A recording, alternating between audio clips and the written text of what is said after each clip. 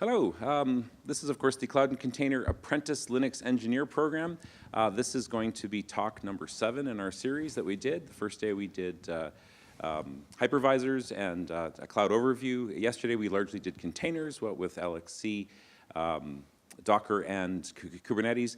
This morning we are doing SDN, software-defined networking. This afternoon we are finishing up with Cloud Foundry. And for those of you who've been through all of our talks, thank you very much. For the rest of you, what's going to happen is we're now going to have a talk by Tim Serewicz. He's going to cover his topic and provide an entry level for this particular area. He's also going to provide some hands-on, labs for people to do. So if you've got a laptop, there will in fact be a portion where you can play with some of the stuff that you're seeing in this talk. All of our materials are available on the website c-ale.org. Okay, so you can actually get his slides already. Any extra materials are there. There's also a survey. If you could fill that out later on, we'd really appreciate that. That actually tell us how we're doing and what you thought of the track and that sort of thing. We are going to try and do this track at our conferences next year as well. So the more feedback we can get, the better. And otherwise, roughly a 90-minute slot. This is going to be a double slot. And with that, I'll turn it over to Timothy. Oh, one last thing. If you have a question, please put up your hand. We need to use the mic because we're recording the session. So if you just ask your question, we won't get it on the recording, and Tim will have to repeat your question. Okay? So questions all to the mic if you can. Okay, we've got a question already, it seems. 1 second. Oh, the question is, what is the website again? c-ale.org. Yeah, no problems. Okay, and you'll find that we actually have a GitHub repository and a course materials website with all of our talks, all of the PDFs, all of the code, and everything else. And if things aren't quite there yet, you'll find that some people are still uploading their slides. They will get updated over time. Okay, but anyways, other than that, off to Tim. Thank you very much. Thanks, Behan. Thanks. Just to make sure, am I loud enough for you guys to hear me in the back? Okay, good. Then I won't yell at the people up front to try to get my voice back there. Welcome, everybody. As Behan kindly introduced, this is about software-defined networking. So if you weren't aware of it otherwise, our goal is to answer some of the questions that you may have if you're not already working with an expert. If you are an expert, then I'll be asking you questions. But just so you know, it is aimed at people who may not have had a chance to work with it. Throughout this, the next 45 minutes, we're going to talk about it, and then we have about a 45-minute lab where, should you like to, you can deploy your own Open Daylight controller and set up a network and look and play with it. So I'll be using some Amazon nodes, so M5 large 2-processor 8-gig nodes for the presentation. I'll guide you through it. So if you don't want to do the labs today, you can just watch me do it, and then you can go back and do it on your own later. So you have that flexibility. So some people like to kind of pay attention instead of trying to do 2 things at once, and that's totally fine. I'll guide you through it. But if you would like, if you're one of those people that does like to type along, you'll have that opportunity. Okay? So getting right into it, software-defined networking. Get to the first page here. So the basic sections that we're going to talk through is we're going to talk about why should you care about software-defined networking. It might be a term that a lot of people use, that your boss has suggested you know. That's always a good reason. But we're going to go through some of the why questions. Why are we talking about this? Why is it interesting? Then we're going to go through a high-level overview of what it is. Now, with networking and networking equipment, there's a lot of different protocols. There's a lot of different options. There's manufacturers. There's differences. So some of you that might be more knowledgeable about a particular vendor's product will say, well, that's not the way they do it. And that's entirely true. That's why they're different. So this is a fairly high level that instead of getting into kind of the weeds about the actual mechanics, did it copy just the header of the packet or did it copy the entire packet? Well, it's getting the data someplace else. So just so you know, we're looking at it so that as an introduction, there's going to be always details depending on some of the choices you made as far as hardware and other things. Then we'll go through, again, basic functionality. We'll talk about some common open source solutions. There's plenty of proprietary solutions as well. And that's, they have their own salespeople, so have them take you out to lunch and explain it in detail. So we're going to talk about some of the open source options that are available. This is an area of growth, so it's not an exhaustive list. There's more that you could look at, but these are some of the more popular things that are out there. And then just kind of a quick touch on where it's going. With as much attention as there is and the growth in things like Kubernetes, you're finding there's a lot of new controllers with new demands being developed. So why should I care? Why should I listen to Tim for the next 45 minutes, I guess is the real question. The big reason that we like software-defined networking, or SDN, I think fall into these three areas. The ability to work with all of my equipment in a flexible way, to do it very quickly, if not automatically, and then, of course, as you know, the top two tiers of every protocol stack is how much does it cost and who does it make look good. So the money and the politics. So in this case, am I able to manage my entire environment in a flexible, quick, and inexpensive manner? And that's what software-defined networking is bringing to us, that we are able to work with it in a flexible manner among many vendors. So historically, we had, we're a Cisco shop, or we're Brocade, and it might be difficult to have other vendors available. So we're going to get flexibility. We're going to have that automatic configuration or reconfiguration of our environment, and then we're going to do it at, of course, a cost savings. Going a little deeper, as I mentioned, it's not uncommon to have multiple vendors in your environment. You actually want this. It's surprising when you have the option or you're about to purchase something and you say, well, gosh, the guy over there will give me the same stuff, does the same stuff for much cheaper, you get a better deal. You can also get the exact tool that meets your purpose at that moment in time. So we have that flexibility where if we're using software-defined, we're not tying ourselves into a particular tool. We're not having to go out there and physically do things. We're going to automate with software-defined networking, that it will end up being much easier for us. The third bullet point there, wire once, deploy many. That should probably be a subtitle for software-defined networking. That's a central theme to it, is that once I have wired up my network, I never want to go into a raised floor again and move a cable. That's when stuff breaks. That's when people make mistakes. That's when stuff that should have happened, and gosh, it was 2 a.m., I was kind of tired, and I just unplugged one cable. That shouldn't matter, right? Those sort of things happen. So instead of relying on the person that might be there, somebody like me at 2 o'clock in the morning, that I am approaching everything in a software-defined way, a programmatic way, and I'm taking some of those possibilities out of it. I'm also, of course, if I did make a mistake, it's quite easy to redo. So why I care about software-defined networking is it's taking some of the big pain points out of running a network in a large environment out of the situation. The ability to have a whole network view is another reason that software-defined networking is a good thing. Instead of perhaps a per-vendor view, and depending on the vendor that you've chosen, they may not have a product that will actually show you everything as well. So it'd be nice if somebody said, hey, we just heard there's a vulnerability. How many of our switches have firmware 1.12 running on it? Good question. I have 42 different switches in my environment, 6 of which are in closets someplace. So how do I know? Who's going to tell me? And I'm going to spend the next week figuring that out. With software-defined networking, where I'm interrogating my switches and they're telling me what's going on, I have the chance then to just collect and aggregate all that information in one place. So now I can be like, oh, one sec, click. Oh, we have 2 of them. Should I upgrade them now? And I'll just bring them into compliance.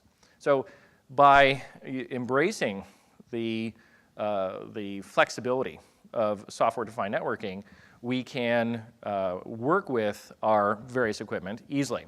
The use of open APIs makes this a lot easier as well. That's one of the tough sticking points. If you are in the business of making software, or I should say not just software, but making hardware, you may not want to have an open API.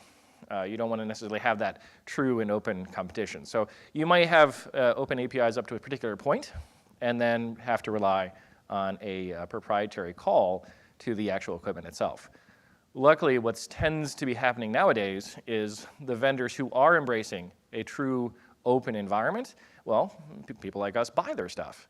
And the ones who are closed are less likely to buy their stuff.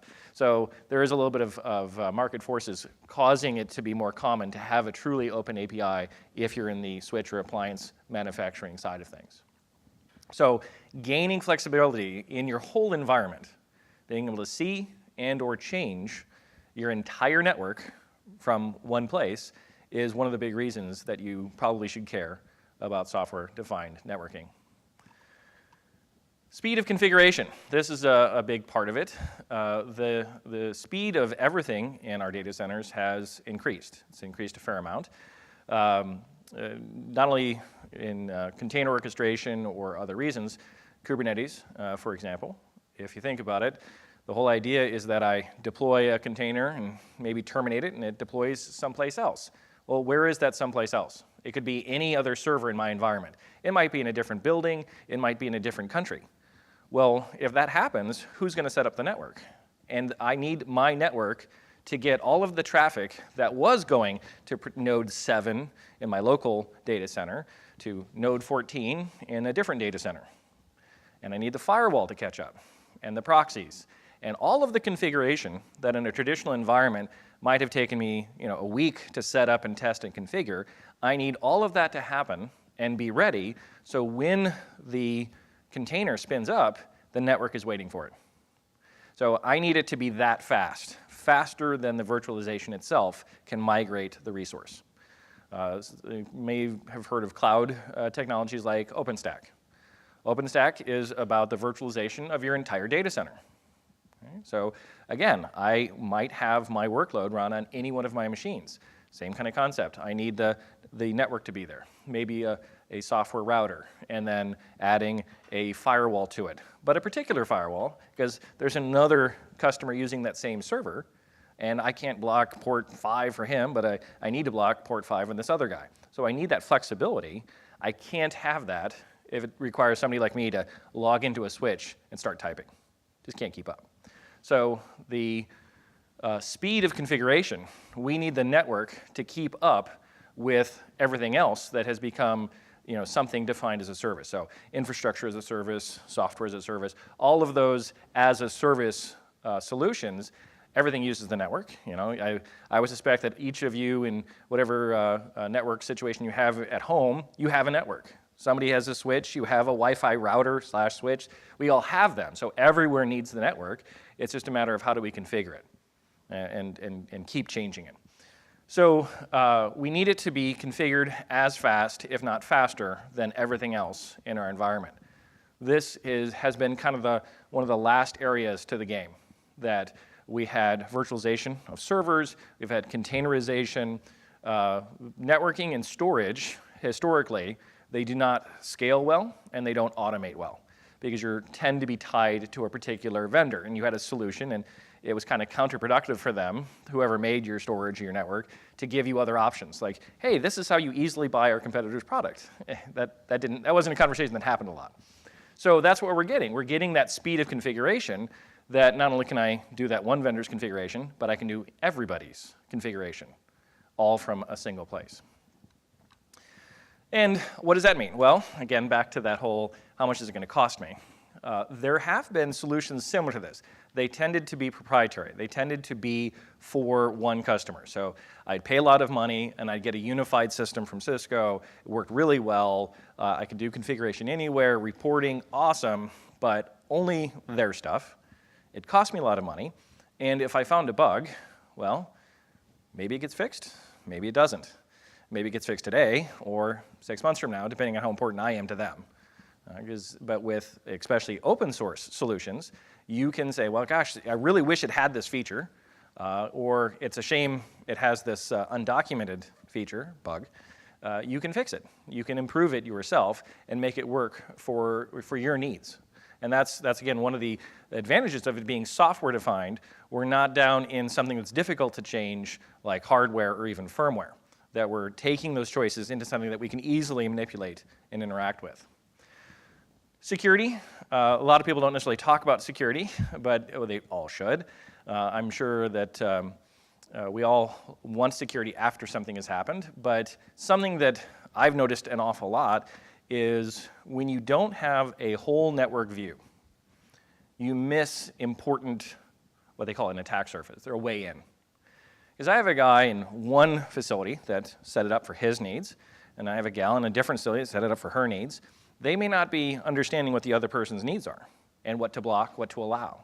But if I can get in one place, how many people are really paying attention to all the possible ways that somebody could get to my server? Most companies have some sort of edge. Like, okay, well, we'll stop them there, and we don't have any security inside. And then, unfortunately, somebody connects a cable they shouldn't, or wants to listen to their audio files from their home computer, and they open up the network and they're in. So how do I know that's going on? If you don't have a whole view of your entire environment, you could have these openings and not even know it. So software-defined networking, and specifically the ability to see everything at once, and then to realize, oh, you know what? We didn't know we had a problem on port 10,000. Which is, by the way, a lot of Cisco IP phones use port 10,000. We need those so people can make their calls, but on the other hand, maybe there's a problem. How do I make that change in my entire company? And how do I do it all at once? So that's where we have a huge savings, potentially. Now, it's not the upfront, it's when things don't go horribly wrong, right?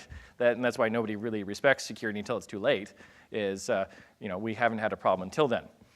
But one thing to be aware of is there's always migration costs. And a lot of times the fans of open source and software-defined whatever, like me, will talk about the advantages and why you should do it. But something you should be aware of is from the time that you're going from a proprietary closed environment to software-defined and or open, which I would encourage, be aware that there's going to be a transition time, and that it's not necessarily as easy or as inexpensive as one would hope.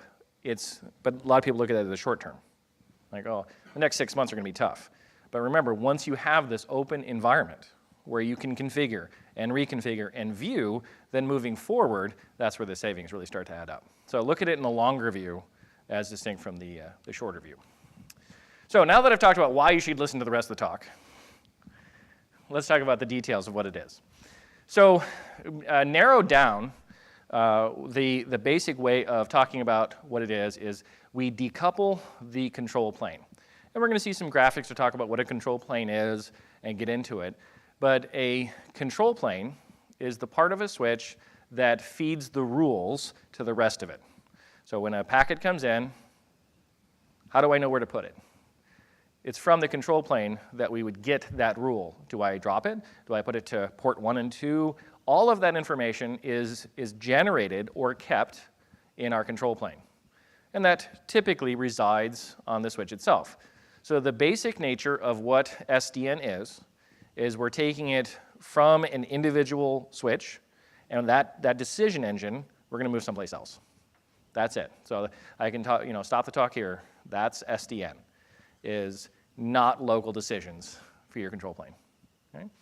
Now, if you think about it, well, if I had, let's say, 10 switches, and they all were making their own decisions, if I'm going to remove the rules from each of those 10, and put them into one place, now I can look at all 10, and I can manage all 10. That's the heart of what software-defined networking is just taking the generation and keeping the rules, how to handle a packet, and moving them someplace else. So easily done. Well, it's a great idea. Yes, question? Oh, where's the mic? If you don't speak in the mic, we can't get it on the tape.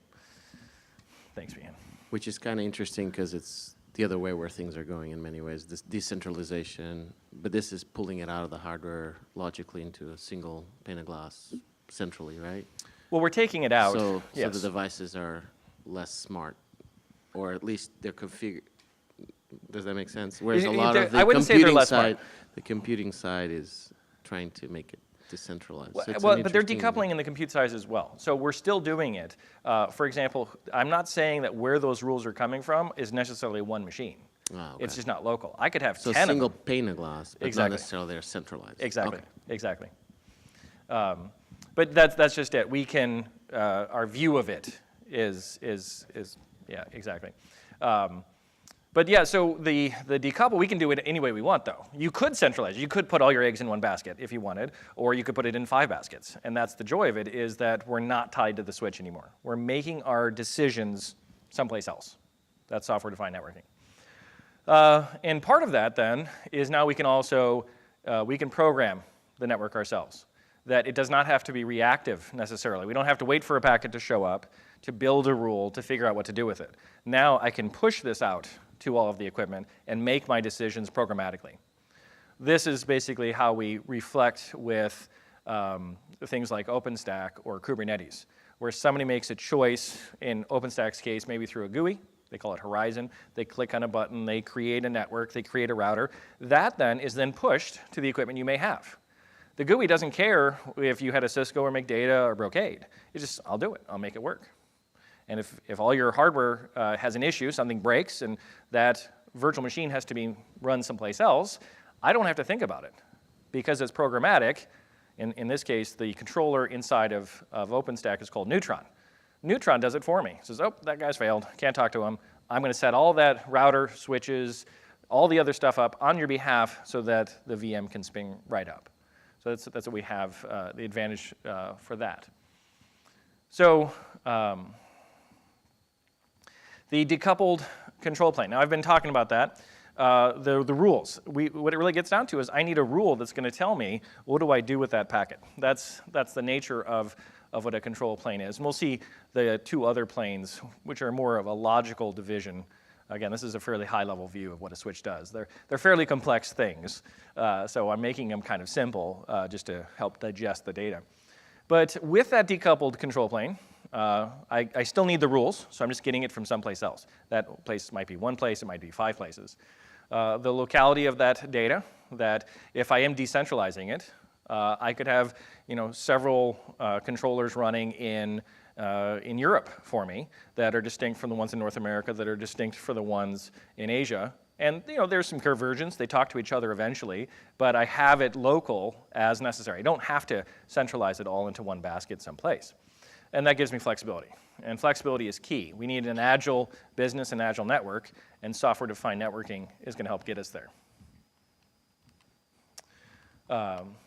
So the virtual view, then, you can get a single pane, which is a great way of putting it, to see what's going on. What version are we using? Who's using it? That's also handy to know. It could be that in a traditional environment, depending on where you worked, you might have had a network team that you made a request saying, I'd like to install a new server that does this. They would look at the equipment available, kind of guess at what your needs would be. Do we need to have some sort of HA solution around this? And then tell you, okay, here is your network configuration. This is what you should do. This is how you should do it, and you're going to use this switch, and they would handle the rest. This led to a predictable view and usage of our network. We knew what was going to happen, well, hopefully. With containers, with cloud, we don't. The scheduling doesn't, well, there's always the possibility of it, but most of the schedulers do not pay attention to network usage. The majority of the scheduling looks at number of VMs, amount of memory, amount of processor usage, which is a good analog, but we don't actually know. So now I'm running in my environment and I have 500 nodes. Who's using what and where? You don't know anymore. So that network that was reliable and durable and well thought out may not be anymore. That now I have a hotspot. This one node just so happens to have 4 containers that need a lot of network access, and the one next to it doesn't. You wouldn't know it. So with the reporting ability, having that aggregation of what's going on in my entire environment among different vendors, I can make smarter decisions myself. I say, well, everybody's using this switch. Why don't I migrate the VMs underneath it? Or, you know what, we've run out of resources. Now's the time we need to buy more equipment. So having that view of your entire network is very handy to have, and then to make changes with it as well. And as a part of that is also the consolidation. Again, depends on your environment, but a lot of places, for example, your security team is kind of separate from your network team. They shouldn't be, of course, but it does happen. So if I have a separate tool set that's handling the security from the performance, from the deployment, from the automation, how do I know I'm still safe? How do I know that I'm doing it well?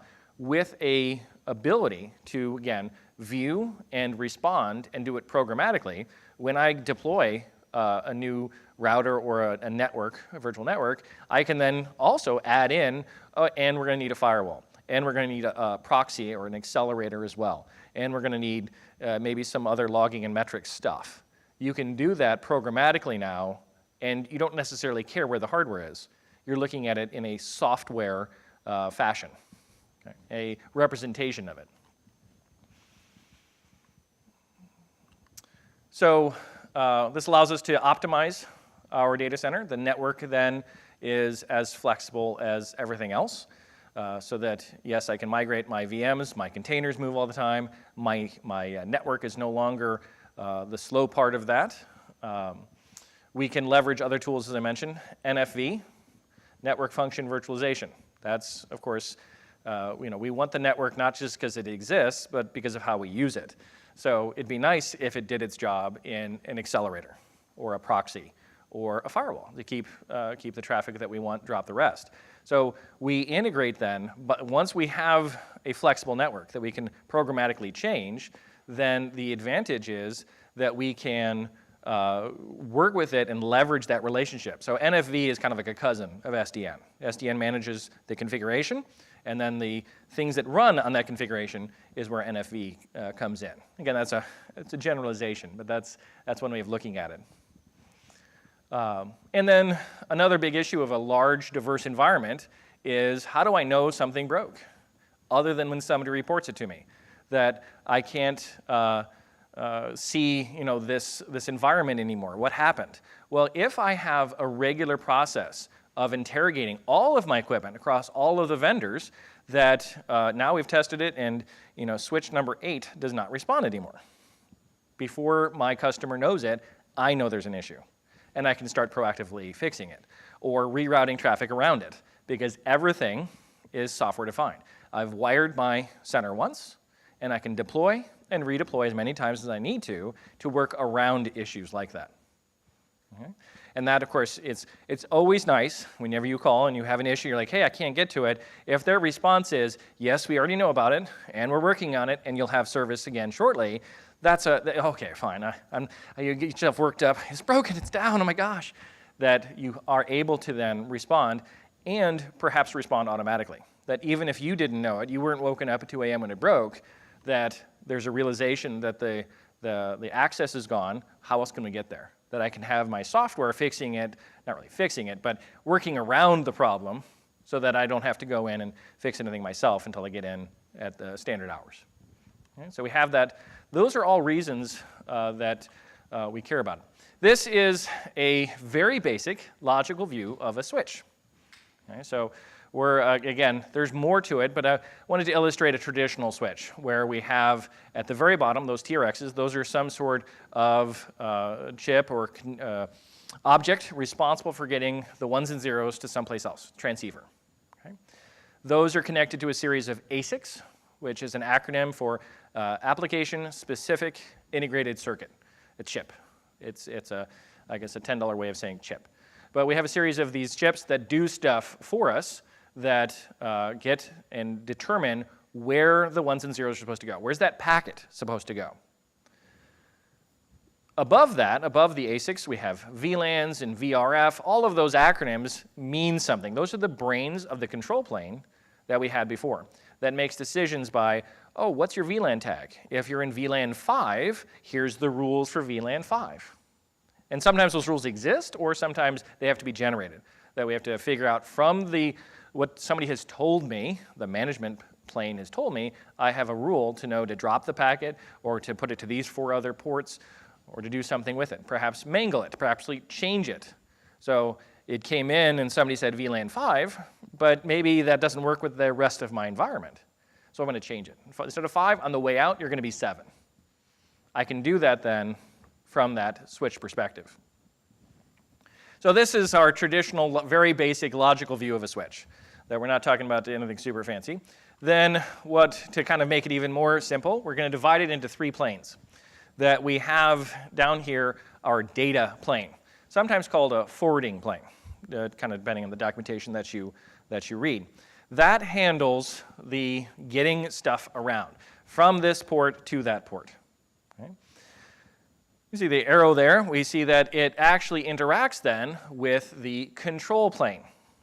That's where it's getting those rules and configurations and the functions from. So, for example, as I said, maybe I need to change the VLAN. Maybe I need to make a choice based off the quality of service settings. That this is important traffic, so therefore you'll go ahead of everybody else in the buffer. And that is a constant communication between them. When any new rule pops up, I have to go ask. Now, with computers, you'll find that something that's really, really fast and really, really small tends to cost more. So we have those ASICs on our data plane. We have a limited amount of that. They can only hold so much information. So they're going to rely on the control plane to tell them the rest. So in the data plane, I'll have just the rules I need right now. And there's an algorithm used to figure out what's current, what's been used, and I'll get rid of the old stuff. But the overall possible choices, I could have a ton of those, and those are going to be in my control plane, and I'm going to retrieve them as necessary, depending on the dynamic nature of how much different types of traffic I get.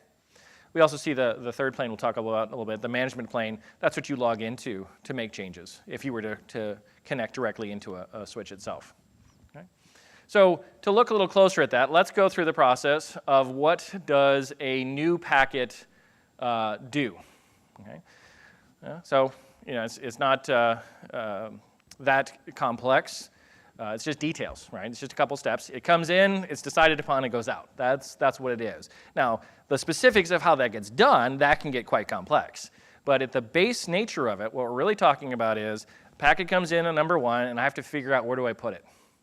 Right? So let's work through the steps real quick. So it comes in, and is handled by the ASICs themselves. They accept the packet, and they figure out what that stream is of ones and zeros. There's a header to it that determines, for example, IP address or MAC address, where am I going? So that's step two. It's looked at, and if I have not a rule in my TCAM, which is tertiary content addressable memory, if I remember my acronyms well, trinary, not tertiary. Yeah, it's trinary. Thank you. But you just get used to saying it out loud. And then, so the TCAM that you have is really, that's that high-speed, really expensive stuff that you have available to you. And so that has rules, but in this case, we don't have anything for that. It's a new packet, so we have to ask. So in some switches, the entire packet is sent to the control plane. In other manufacturers, they just have the header information. It all sort of depends. That information goes, and a rule is built or retrieved. So drop this packet, change its VLAN. Change this VLAN and spit it out on these 4 ports. Some rule is sent back to the data plane. Then that packet, which is, again, it depends, but typically sitting there buffered and waiting for somebody to come tell it what to do, has been sitting on the ASIC, and the rule comes in to handle it. So, okay, I've gotten the rule back. Step 4 is it went to TCAM. Step 5, I referenced the packet that was buffered against the TCAM. I have that rule now. So what do I do with it? I send it from whatever ASIC to whatever other ASICs are necessary until it's ready to be, through another transceiver, out to the port 7. So that's what a new packet looks like. And again, a high-level view. There's detailed differences. Do I copy everything up to just header information? How much do I buffer? Do I buffer the packet at all? And you get into stuff like quality of service. You might say, no, you're here, and I've accepted you, but somebody else goes first. So you have to wait. And then, of course, that means more stuff sitting on your switch itself. Every packet past that, though, I have a rule that exists in the TCAM. So comes in, I look at it, compare it to my rule set. Hey, it works, so we'll just go ahead and send you out that port. Okay? So there's an efficiency to that.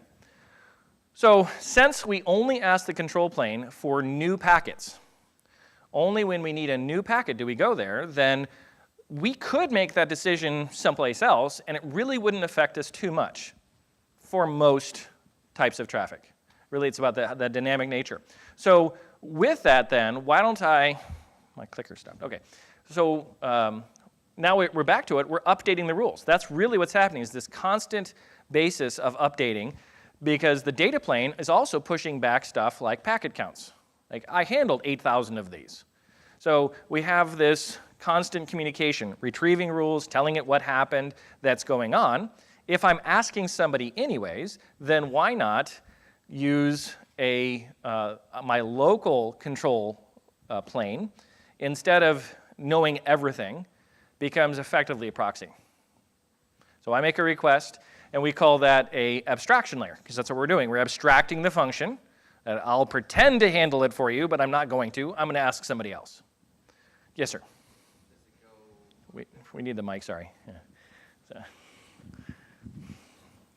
So for us more networking beginners, does it go on the same network as your data, or does it have its own dedicated control plane network? The communication from the which side? From the switch to the abstraction layer, or the abstraction layer about? The one that goes outside. It's configurable. So you could use the same network, you could use a different network. Yeah. But that's just it. The nice thing about abstraction, we have a lot of flexibility. Because nothing's local, so you can, and especially if it's open source, everybody can do it just about any way they want. But it's across the board.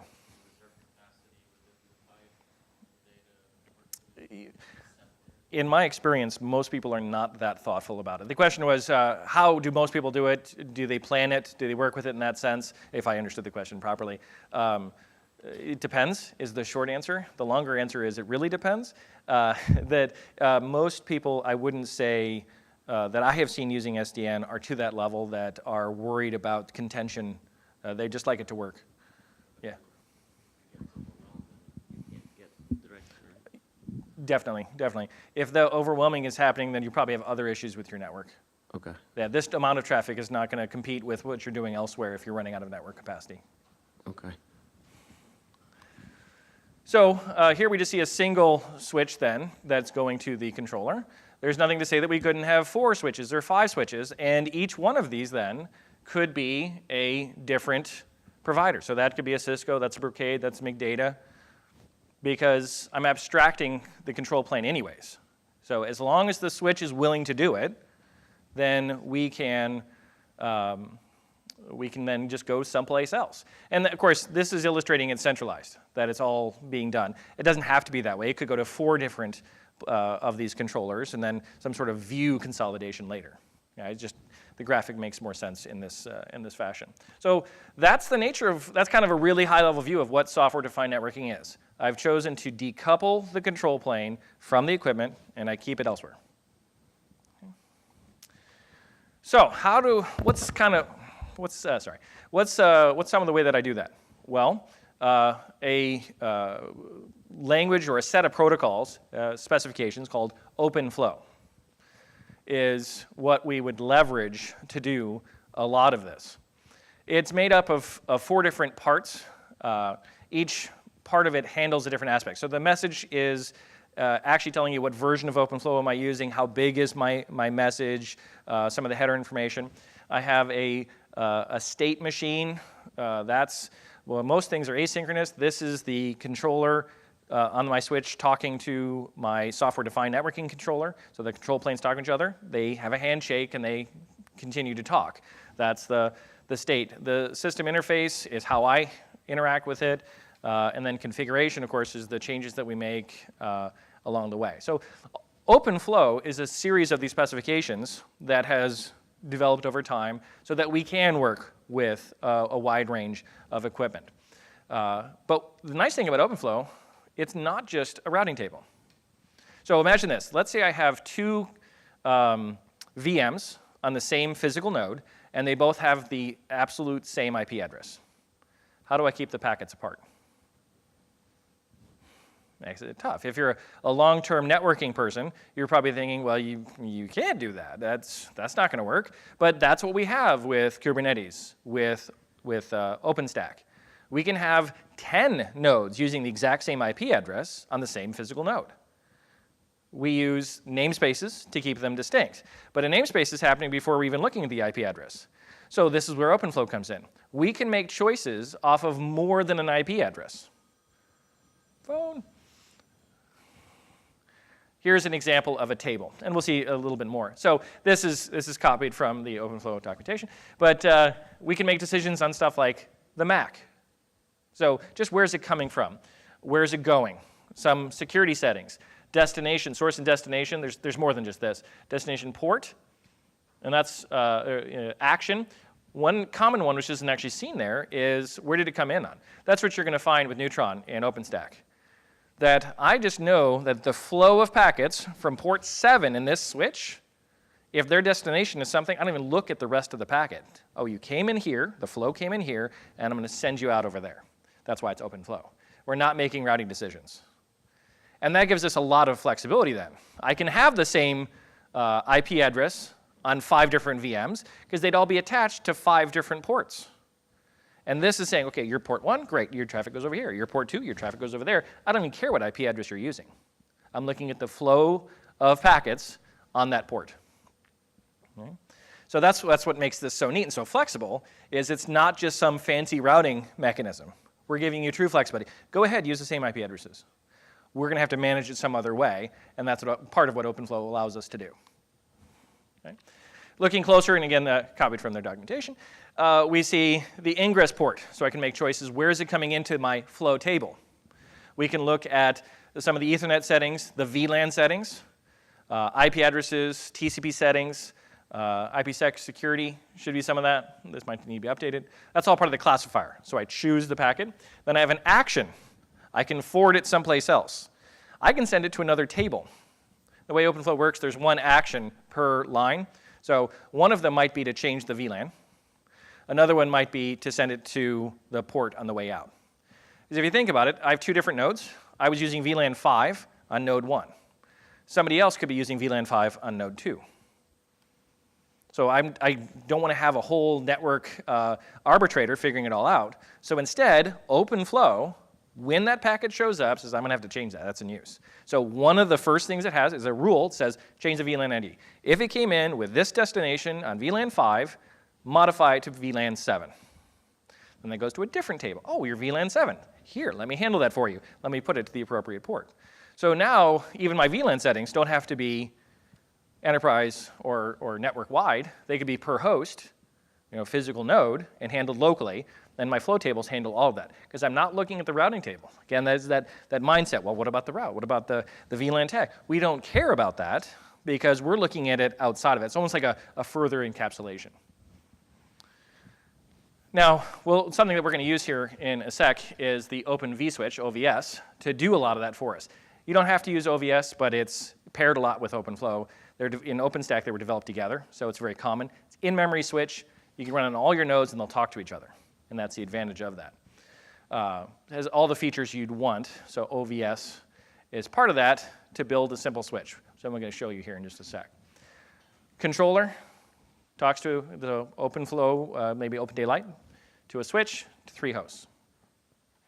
That's a simple setup we're going to do ourselves in the lab coming up here in just a sec. The controller to do that is called, the one we're going to use just in the lab I'm about to show you, is ODL, OpenDaylight, that makes those choices. Now, I know it's the tiny little graphic, but if you go to opendaylight.org and you look at the SDN controller, you can see the graphic. All the configurations that your switch used to do, your Cisco, your Brocades, all the little things, LACP, all those choices are done by this controller. But it's open source. Okay.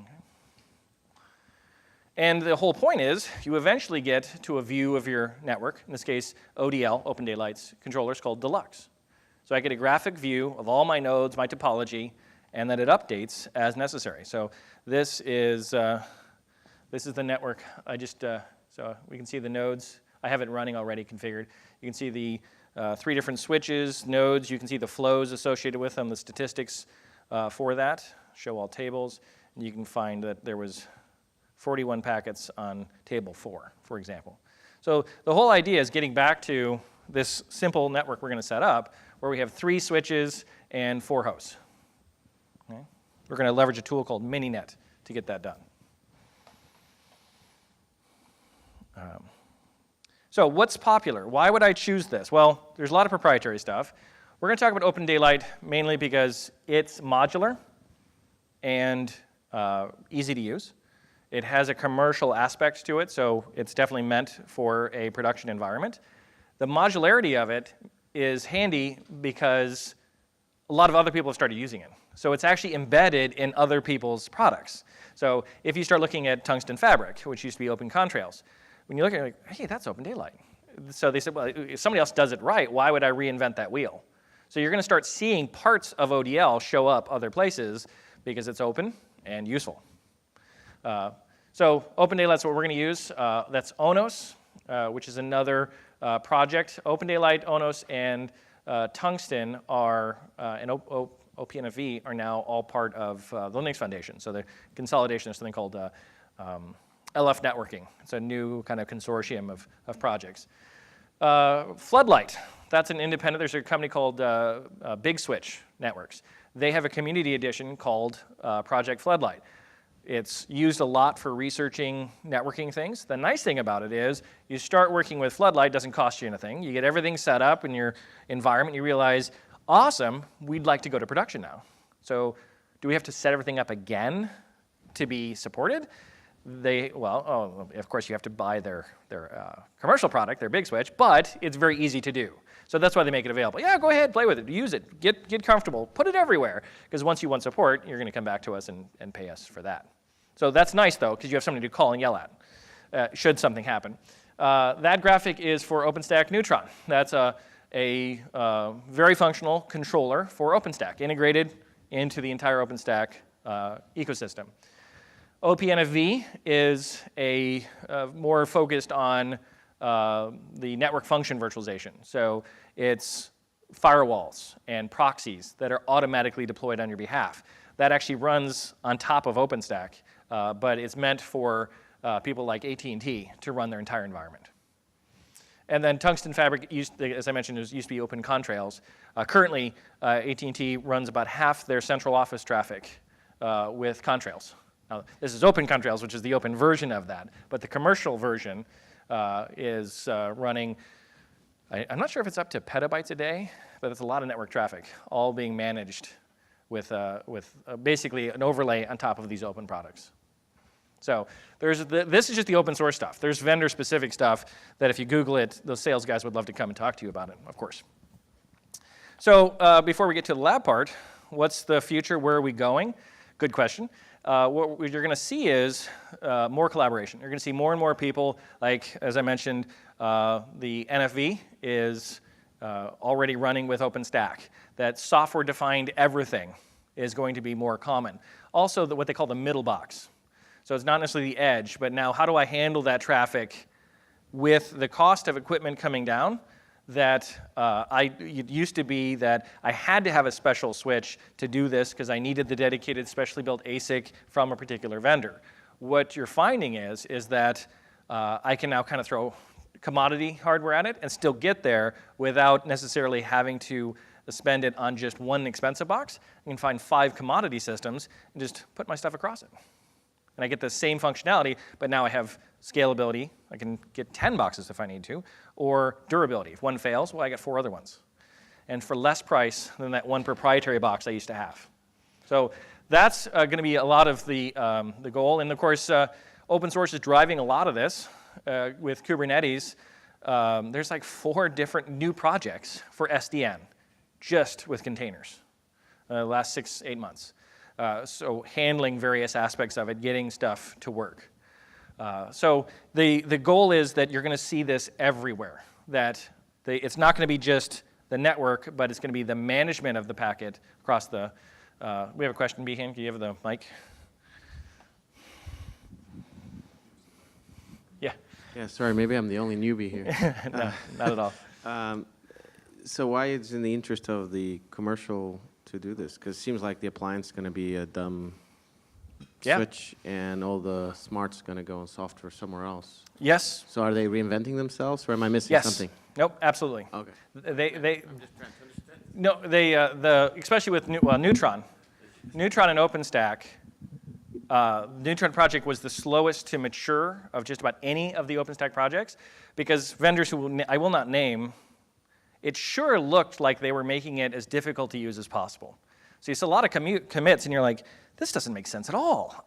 Is it me? And I thought, God, I'm really dumb, aren't I? And you're like, oh, wait. What happened was, basically was, it became apparent what was happening. And there was discussions made like, well, gosh, I guess if you don't want to play well with us, we'll just never play with you. We'll write you out. And all it took was one big vendor to break.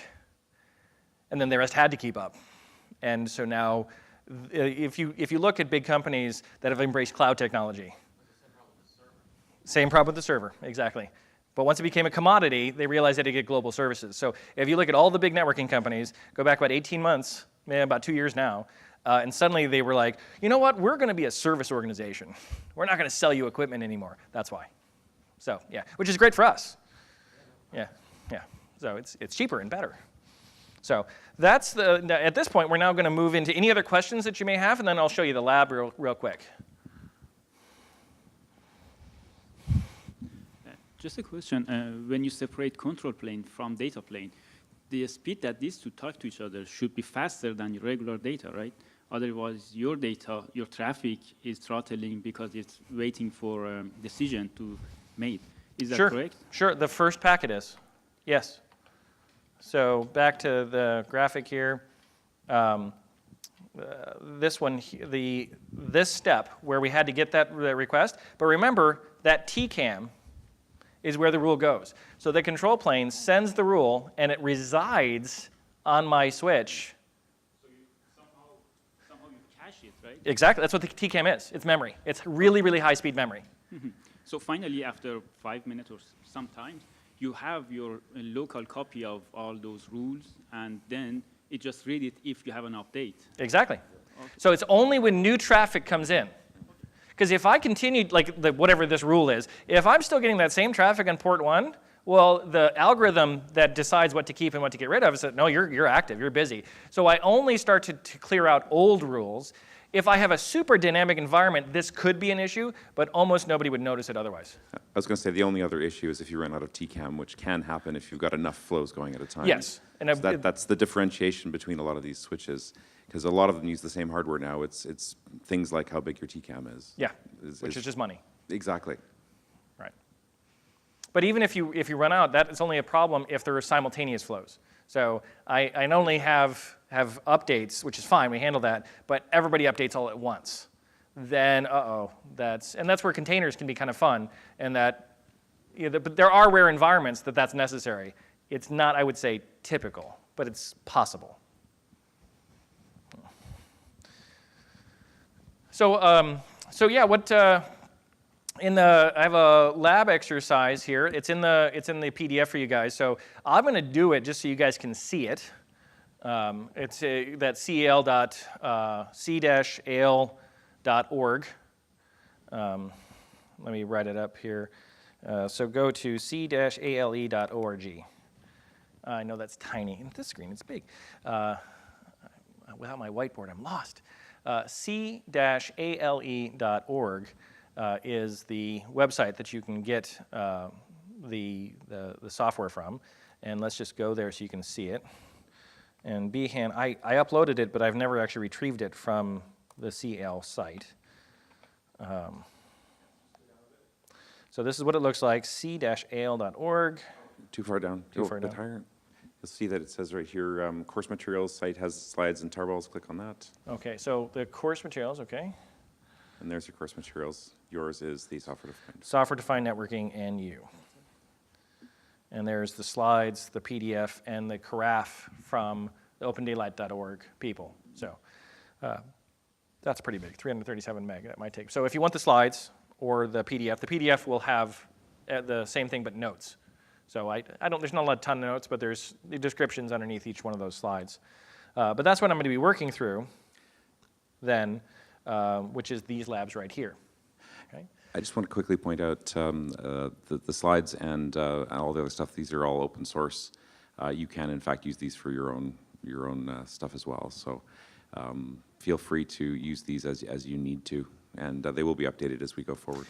Yes, I actually just was, when I was going through it for the last minute, right before I was like, oh, hey, look, there's a problem. I read through these like 10 times, read right through it, and found it only right before I had a chance to actually fix anything. So the commands all work. It was the descriptions. I wasn't paying a close enough attention to the descriptions. I was focusing on the commands working. So the good news is, if you follow the commands, they work. So what we're going to do is we're going to deploy a very basic OVS switch with a product called Mininet, just a free way of, it sets up a switch and some containers for you. And then we're going to run some commands to interact with it. And then we will deploy a controller to see that. Okay, so that's kind of where we're going. I have deployed some nodes for me, with running. Again, it's running a Ubuntu 1604, and there are 2 processors and 8 gig in this node. Okay, I have 3 terminals open. And the reason is and it's in the lab. This is described in the lab. So if you do it later, you'll see it. Sorry, I was trying to hide the mic from my cough there. Sorry. Didn't work. I probably just amplified it.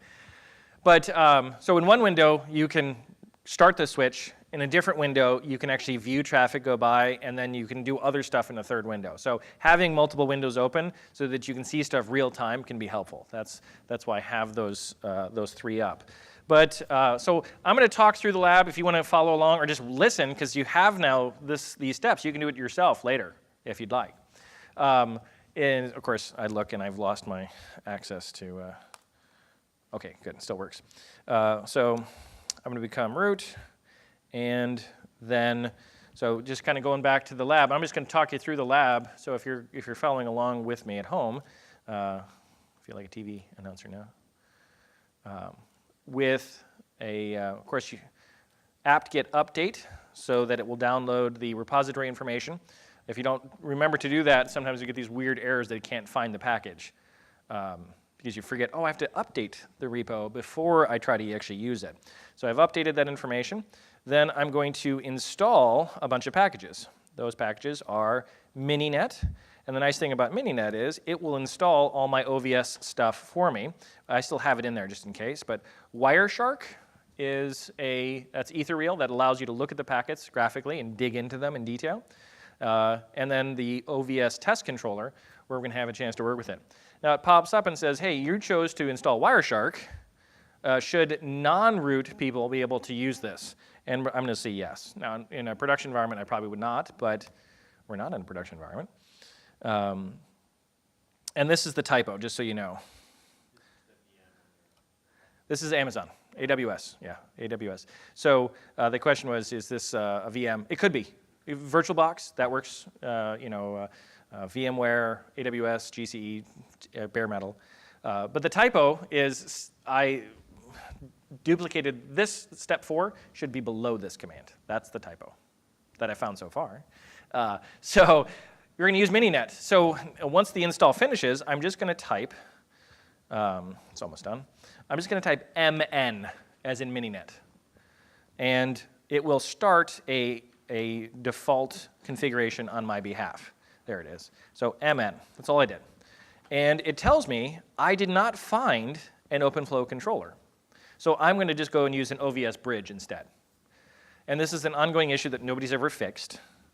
Okay, so it adds a controller, 2 hosts, so I have a switch, S1, and H1 and H2.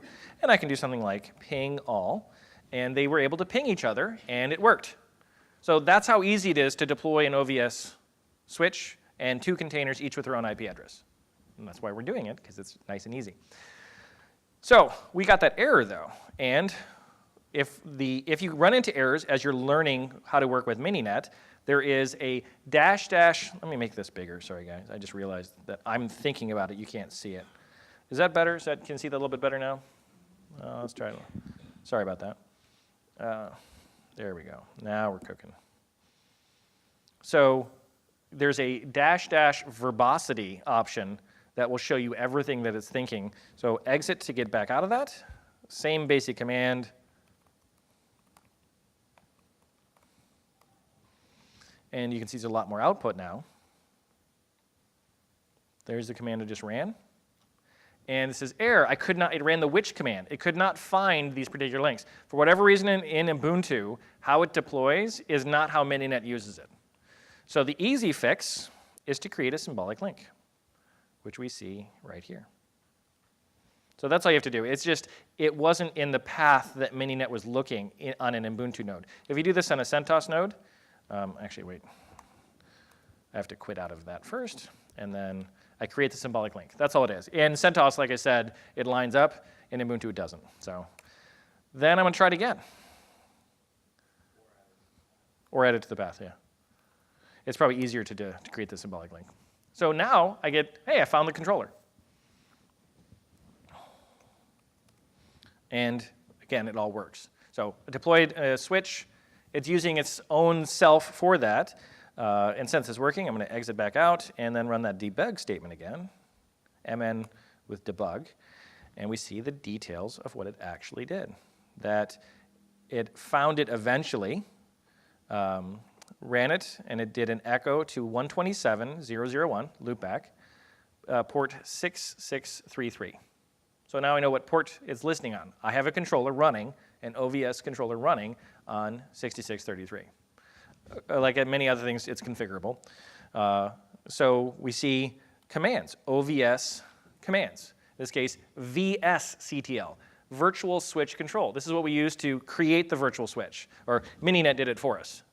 Okay, so it set it up, and then it made sure it had it, it set it up, and it added ports to it, it added hosts to it, added interfaces to it.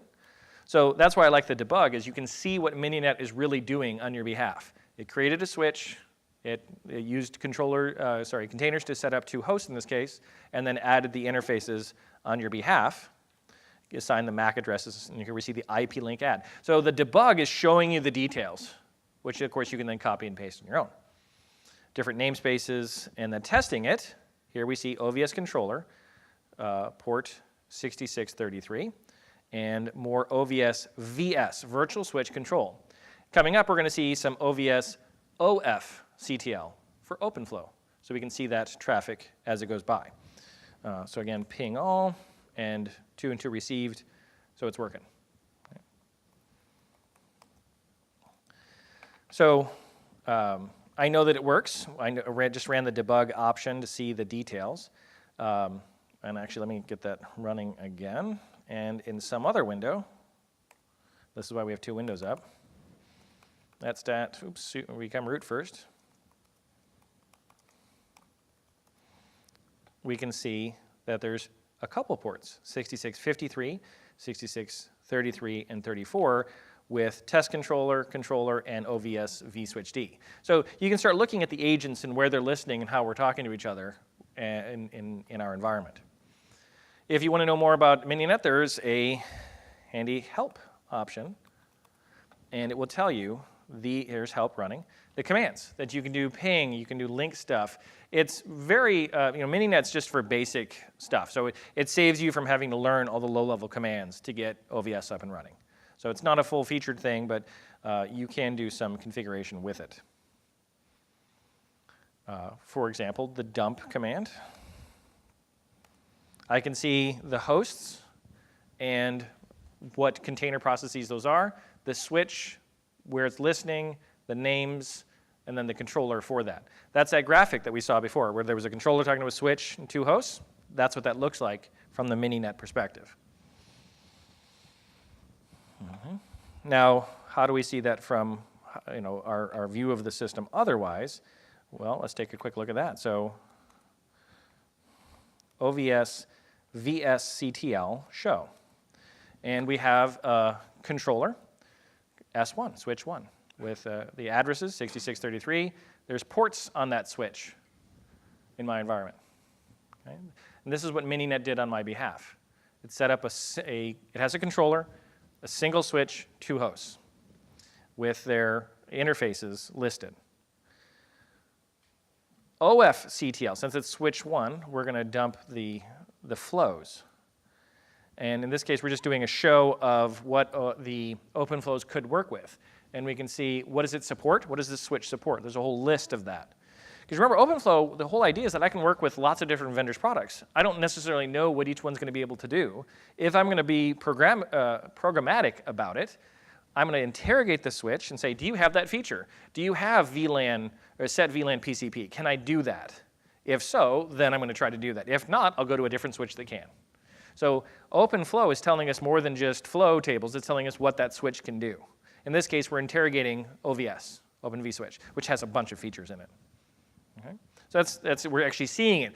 We're seeing from the flow tables, the speed, of course, 10 gig, it's in memory. That's why it's saying that. It's not real, it's in memory. But the MAC addresses and the port information that you are getting, you're looking at the flow and the details of the switch itself. Now you dump flows is how you can see what's there. And there's one line. And that's because nothing's going on with it. Okay? Remember, we talked about how the packet comes in, checks the TCAM for it, only if I haven't dealt with it before. There's no traffic yet. So there's nothing in my flow tables. So I go back over to Mininet, ping all. It worked. And now I have a bunch of tables. They were generated when necessary. So we have the various table 0.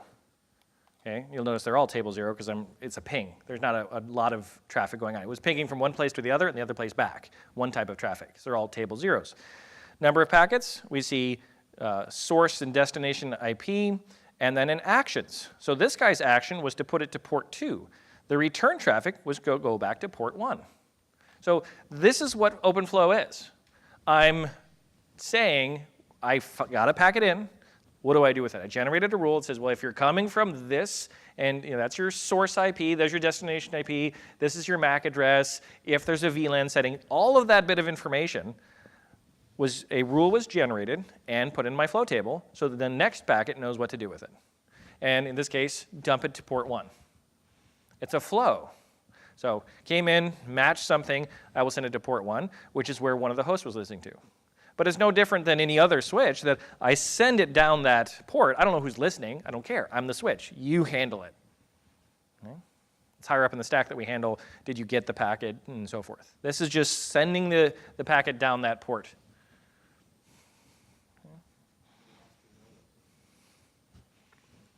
No. We discover it. The question was, you have to know what's there, but we don't. We discover it. And like things like ARP.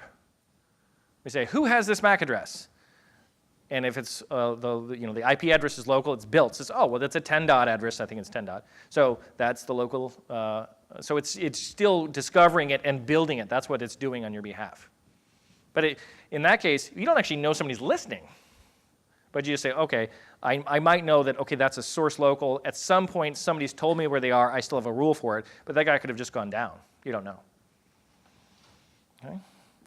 Now, what you can do with OVS OFCTL, you can also snoop. Now, I'm not seeing anything because, again, there's my ping all. With that snoop statement, I'm watching it go by.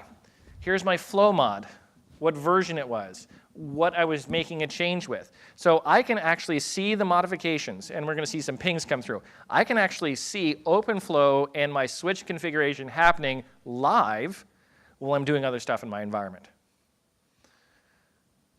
So I wanted you guys to have some of these basic tools. There's a lot more. I mean, believe me, networking is a big topic, but now you guys are going to be able to deploy your own switches. You're going to be able to see the traffic. You're going to be able to then say, OK, who was I really talking to? What really was the rule associated with it? And of course, nothing's going on. So I remember I talked about the 4 stages. One of them was state. So the controller and the switch are talking to each other all the time. Hey, are you still there? That's what we're seeing here. So that's a nice thing. It's all open. You can see all of this if you'd like. And of course, eventually they'll time out. And if I do a ping all again, you'll see the actual pings come through. So it added a rule again because it just aged out. And that's configurable, how long it stays in your switch. So you can see all that. And of course, the snoop continues until Control C. So while I'm talking, we'll go back and we'll see that those flows will disappear again. Let's just see what I have so far. They might have been gone already.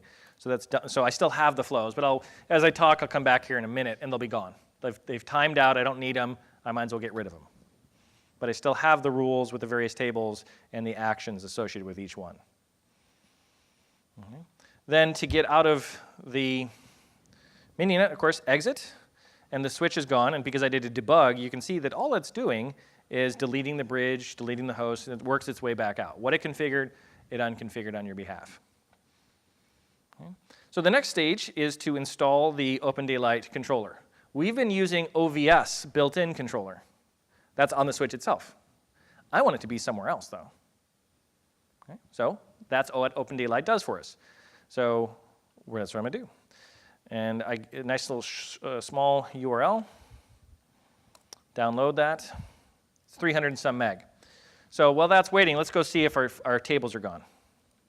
So I've been talking about a minute. Dump flows. And the switch is, I've deleted the switch, so of course it's gone, sorry. But it's about a minute and it's gone. Your question? Thank you, Bihin. What is the latency injected with applying the rules in the table to the flow? It kind of depends on your setup. It's relatively low because we're not passing a lot of information. So it's a function of what equipment you have, how far away is it, how many hops are there. Considering that we don't necessarily update the rules often, it's minimal. If I understood your question. When you say latency for getting the rules back, right? Yes, we applied on a particular flow. Well, once it's received by the local switch, once it's so the latency is when I have to go out of my switch to the controller and retrieve it, and that's just how I'm connected to it. That's a function of the type of network. But once it comes back to the switch, then it gets loaded into TCAM, and at that point you're talking super fast speeds. Because it's like any other switch at that point. The only thing that we're kind of outsourcing is where the rule is generated. The packets are handled the same way they always were. Yep. Yes? Right here. Again, the newbie question. So the switch in this case is virtualized as well, but yep. Obviously for performance, that's where you get into hardware-based, right? Sure. So at what level, so can you mix and match? I guess Totally. You could, right? Yeah, absolutely. That's just it. At what level, is that just a performance analysis? Like, You'll probably have a combination. So inside of a host, we're doing everything virtually. So we have containers, we have OpenStack. Those are doing multiple iterations in one physical host. so there's a computer is the hardware. Right. In that Yeah, case, yeah, exactly. Which is not optimized, the memory compared to TCAM or something like that is going to be slower, I would imagine. No? Yeah, well, TCAM's pretty fast, so it kind of depends. That's what I mean. So Right, the but computer then you don't have real TCAM. But then between hosts, you still have a switch there. Right. So it's going to be kind of a hybrid.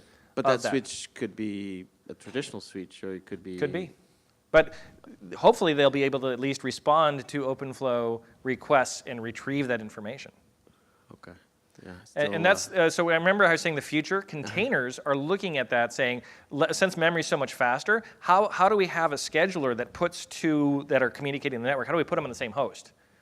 So the controller will start doing that so that we have the fastest network possible. So that's some of the future, that's where we're going. The middle box is being integrated into, we look at the whole network need. Right, because now you're saying put the actual switch closest to Exactly. the need. Exactly. And then kind of tear it down too, if you could. Yeah, all automated, exactly. That's where we're going. Yeah. I don't know, I saw a couple hands pop up.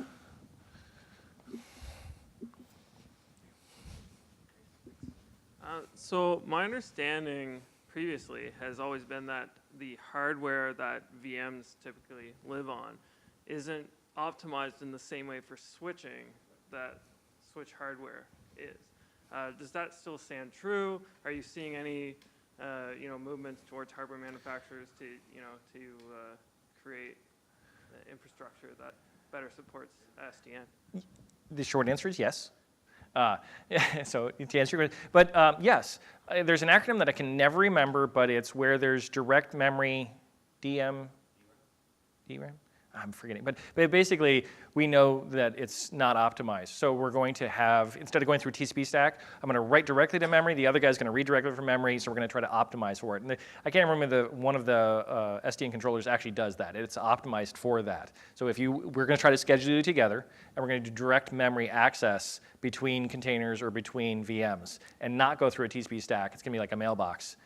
So yes, totally, and that's definitely the motion, especially since systems are cheap. So why buy something specialized when I can buy 4 cheap things and just throw hardware at it? Actually, I also wanted to add to that as well, and that is some of the Open Daylight server boxes that they're using just for switching. Some of them are ridiculously more powerful, more memory, more storage, more CPUs than in fact the servers they're serving. So quite often the virtualized switch boxes are actually the most powerful boxes in the rack. Right. So.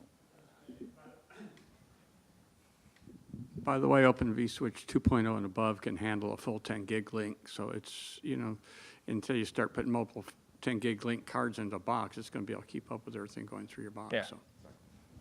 Yeah, good point. Was that everybody? Oh, okay.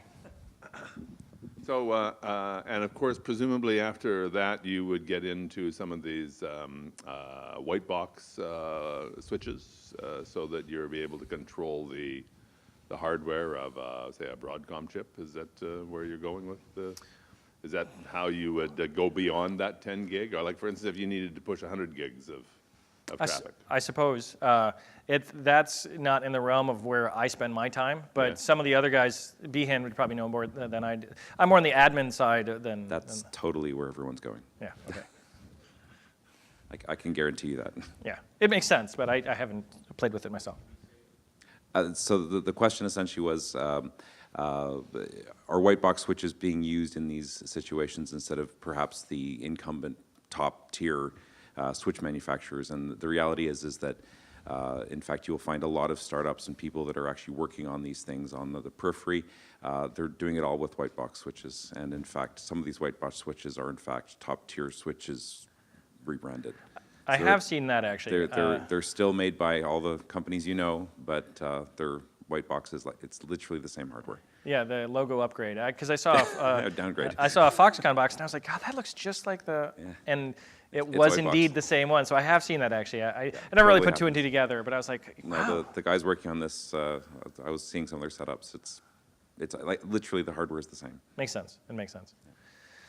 Well, cool. So I just downloaded the package, 300 some meg. So of course, need to extract the tar file. So make it. And that Carafe is just a kind of a software deployment tool.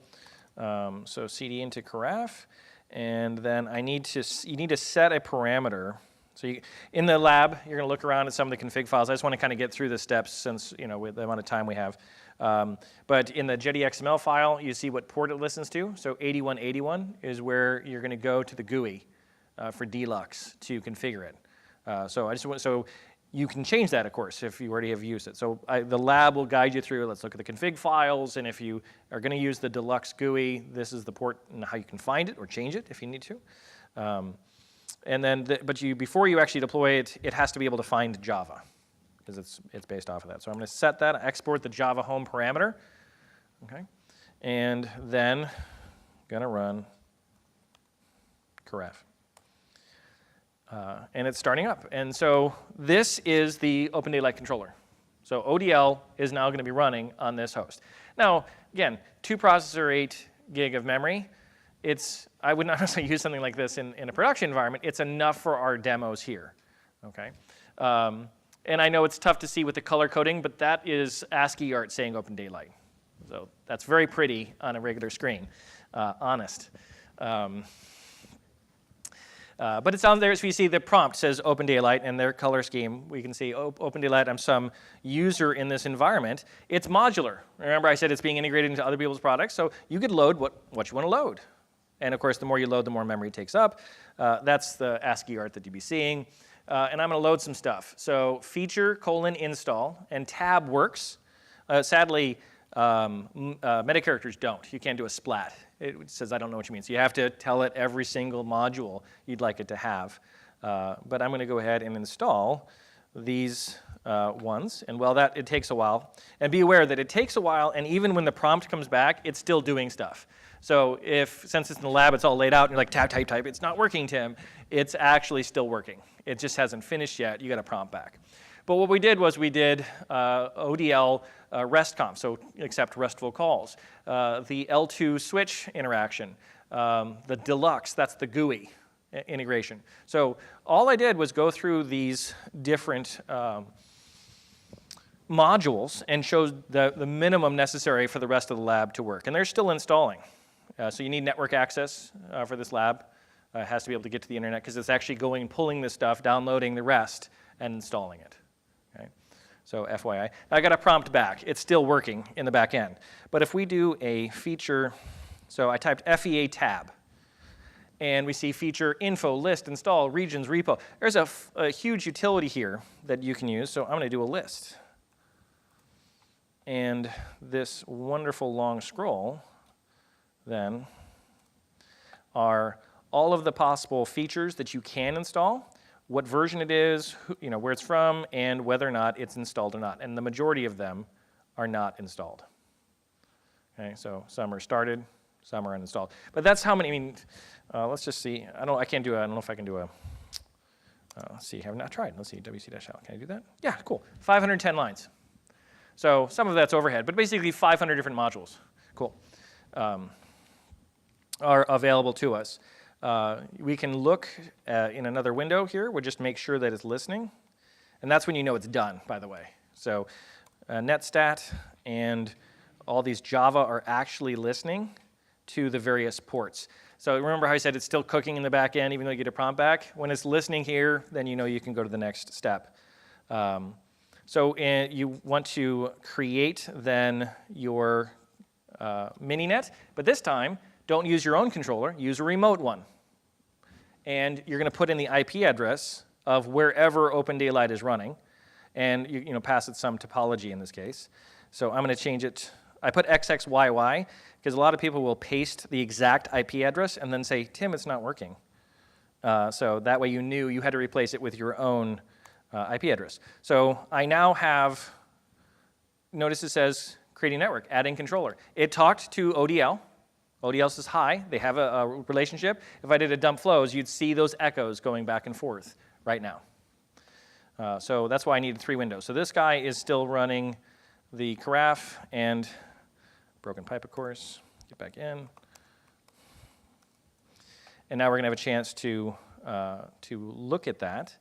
So I have the controller. The GUI. No. The GUI, the login to the GUI is admin with a username of admin. And I don't know why that was the choice, but it's always admin. But just remember you have to go to port 8181 with the index HTML. Question? Just so make sure I understood. So before when you ran it, you ran OVS on the switch. The controller was part of that virtual switch. Mm-hmm. Yes, correct. And now all you did is just separated that control plane into OpenDaylight as a separate component. Correct. Okay, thank you. Yep. And that's how easy it is. So here's my IP address, 8181/index.html. And username, so there's my controller. Admin is the username. Admin is the password. Don't save. But that's how easy it is. Now, I see 3 switches. Because what I haven't done yet, I haven't done that ping all yet. None of the hosts have talked. I don't have those flow tables, so it doesn't know about any of the hosts attached. So let's go do that. To find the right window. There we go, okay. So it's showing you the flow. So the question was, what am I seeing, basically? The switches have listed that controller. So they have the handshake. They have it say, hey, I'm here. They're talking all the time, ping response. Now I do a ping all. So I have a bunch of hosts that just pinged each other, go back, reload, and ta-da. Okay? And if I wait a couple minutes, they're going to disappear again. Just like what I showed you from the terminal with the flows being added and removed, that's what's happened. That's how easy it is to deploy an ODL controller. Okay. Now, so when you guys do the lab, ping all and then viewing it, then you can load Wireshark and actually look and just remember to search or look at all of your ports.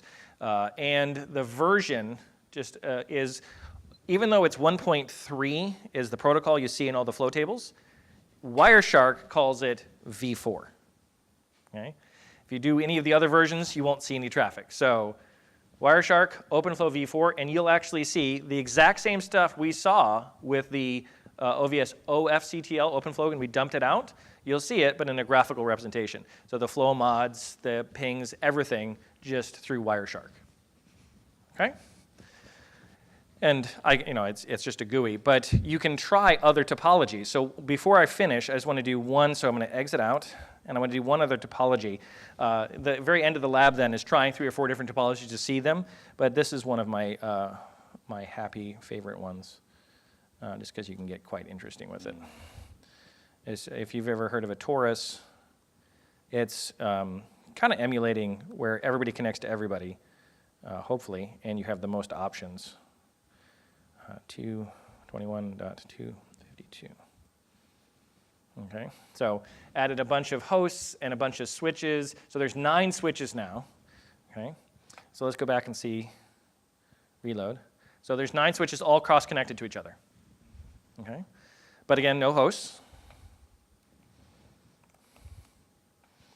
They all worked, 72 out of 72, and we see it.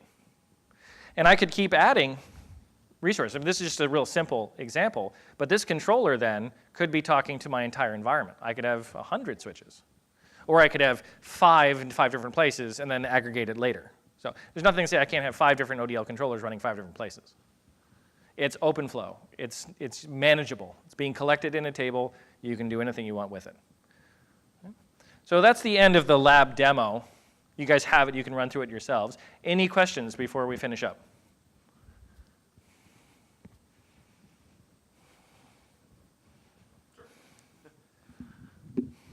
So it created the virtual switches in this configured topology, but they all lived in this one box, right? Yeah, they all lived in one box.